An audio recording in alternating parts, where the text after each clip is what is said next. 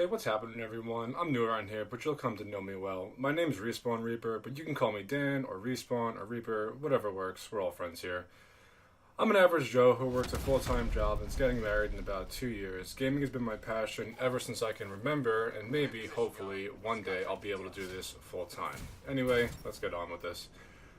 I've played Anthem for about 20 hours so far and have some thoughts I'd like to share with you. I realize that this isn't really much time to start drawing conclusions on this type of game, but like I mentioned just now, I work a full-time job and have other obligations in my life as well.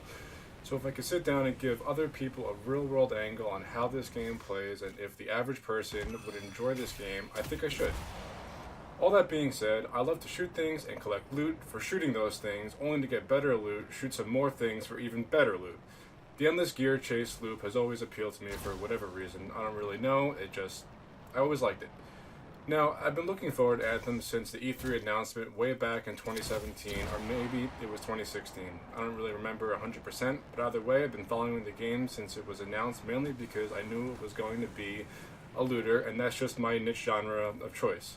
At least it has been since Destiny 2 came out and I got addicted to that. I don't have an EA Origin Access or Premier account, so I was never able to play the game any earlier than the VIP demo prior to launch, which is why I'm posting this video now. Anthem is taking a really Diablo-style approach to loot, wherein you could pick up the same weapons and gear in the endgame as you did in the earlier stages of the game, but the versions of the endgame loot is going to have vastly better and different characteristics and properties than those early game items did. And because of that, that loot is going to feel vastly different from those earlier weapon drops.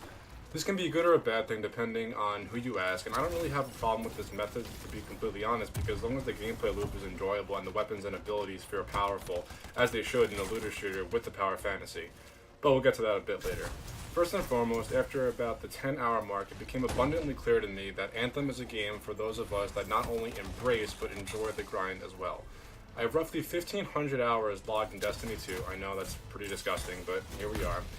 And most of that time was spent chasing down gear and doing the really frustrating and arbitrary quest steps for weapons like the Breakneck, or dare I even say it, the Luna's Howl or the Not Forgotten, which honestly I haven't even gotten those yet just because I have, a full-time job and other life obligations, and I can't dedicate that much time to a playlist like Comp because I don't like getting my butt kicked.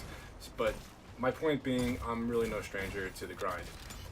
But realistically, the shooting mechanics and the power fantasy feels so good in Destiny that I just keep coming back for more regardless. So Anthem wasn't exactly a far cry from the games that dragged me in time and time again. I just like the PvE endgame loot grind.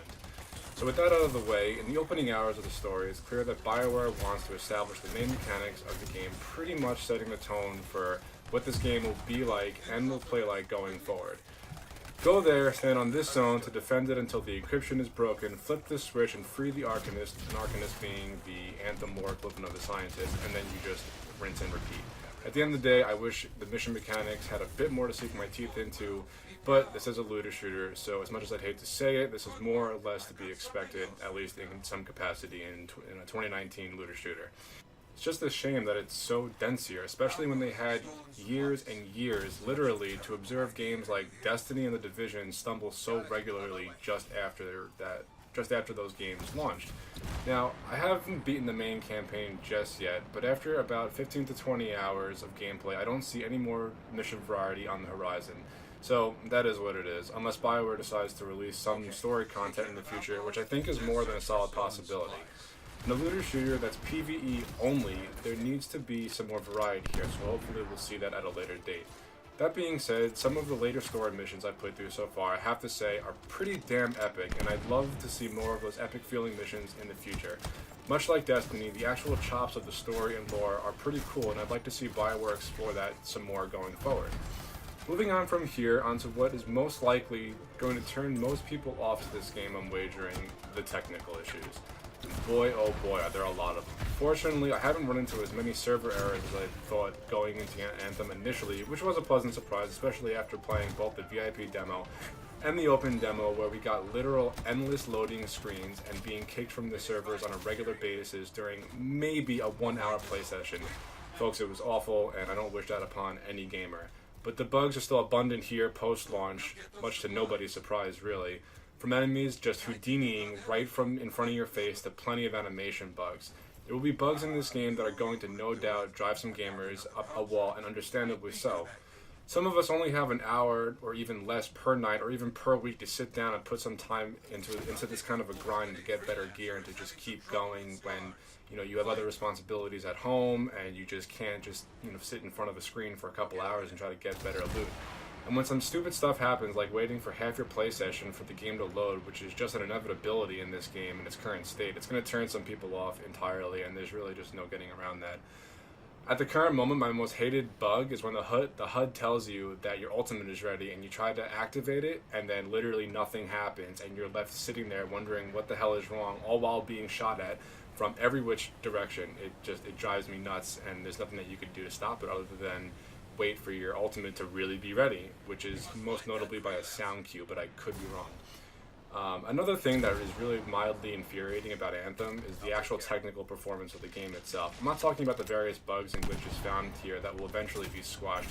I'm talking about how the game runs assuming those bugs and glitches didn't exist in the first place. The frame rate in this game could really tank when you and your squad are in the midst of fighting a Titan, or if there's too much on screen going on at any given moment. Now I'm playing on the Xbox One X, which is supposed to be the high watermark of consoles and what they're supposed to perform like. I couldn't even keep up and count as far as how many times my frame rate plummeted for me when I was just taking on a basic trash mob of enemies or dodging and weaving around various objects in the world during flight. The overall performance in this title leaves much to be desired, but for the time being I guess we just have to deal with it until a path comes along, if ever. I'm not really sure what BioWare could do about this, if anything at this point, if this is the final product that we're looking at. I'm no dev, but unless you're playing on PC, your console performance is not going to look that great while playing this game for hours on end. So if you're thinking about picking this looter up, just know that these are some of the things you may face when sitting down for a long while and investing some time in this.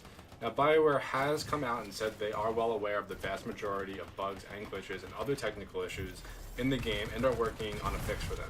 So we'll see how quickly that gets done and to what degree. Now on to my personal favorite thing about Anthem, the flight and the combat. Whoever is the lead gameplay designer at BioWare seriously deserves some sort of recognition for absolutely nailing flight and movement in a world as large as this. Whether you're flying, jumping around, or running through the open world, the movement system in place here just feels right and downright fun to play pretty much all the time. As I sit here writing this, I'm currently looking forward to jumping back into the world of Bastion to fly around and take on more contracts and things that want me dead. Now, gunplay feels well enough, although it could use some more work though, honestly, but the real star of the show here are the abilities. Guns are going to be pretty much supplementary here as opposed to your abilities according to BioWare. You play as a freelancer, tasked with taking on jobs known as contracts from people of Fort Tarsus, the main hub world that you'll interact with every time you boot up the game and come back from an expedition. Now, every time you pick up a contract, you can suit up into your Javelin exosuit and go out into the world and do various tasks for whoever hired you in Fort Tarsus. As you progress through the game and level up your freelancer, you'll be able to change javelins at any time from the fort.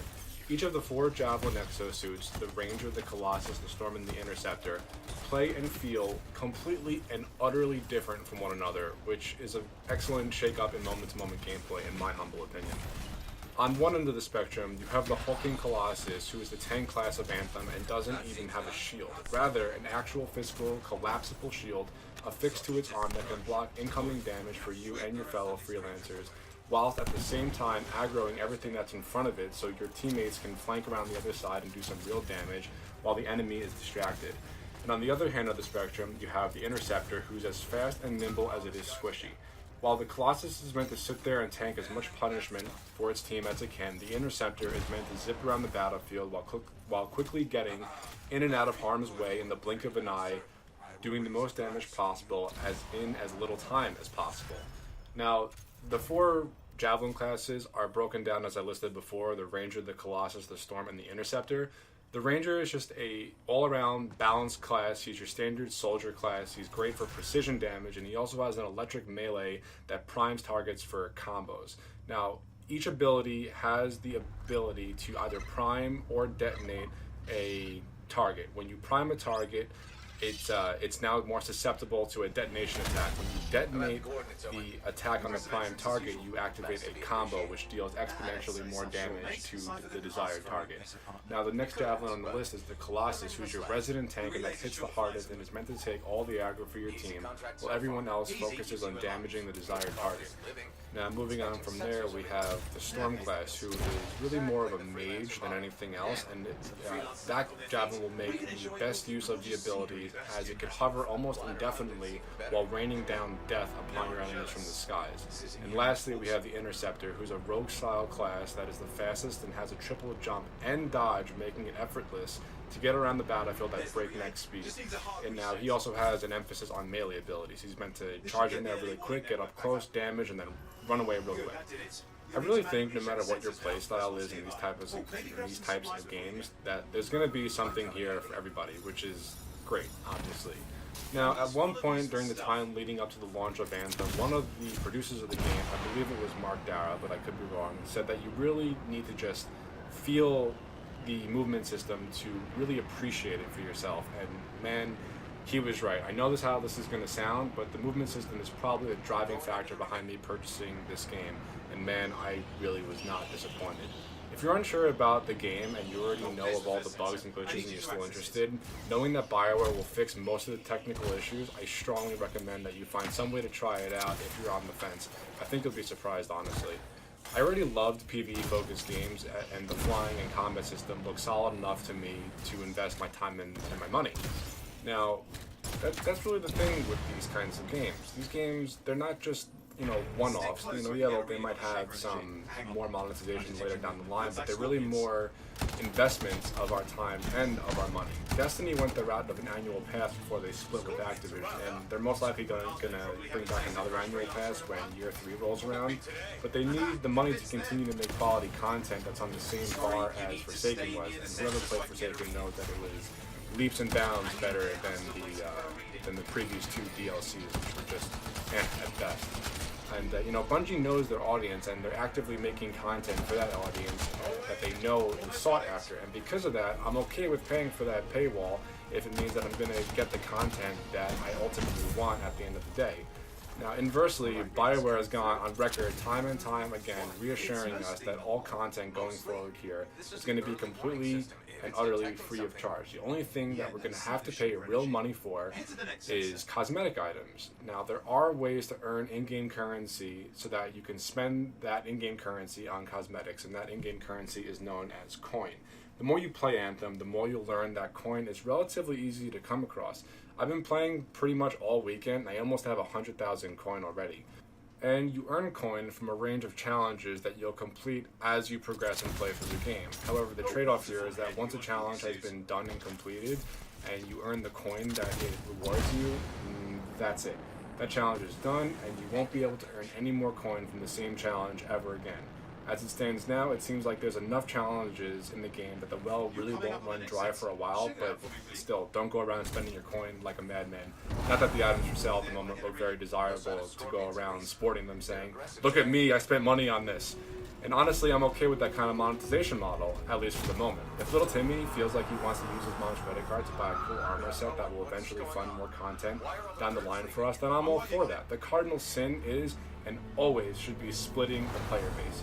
No one wins from a player-based split, especially not us, the community.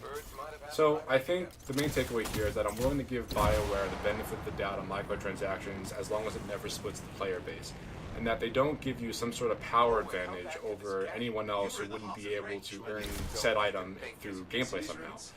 Honestly, either way you slice it, pay to win always sucks, no matter how big or how small. So, honestly, I think that's going to do it for this video. I just wanted to sit down and give my first gut reactions to this game I've been looking forward to for years now.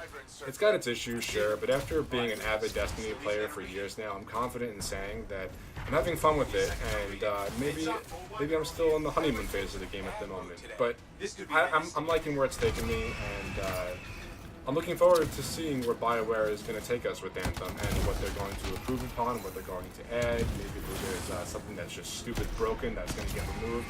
Whatever the case is, I'm looking forward to it. It's fun enough as it is. And just one final thought.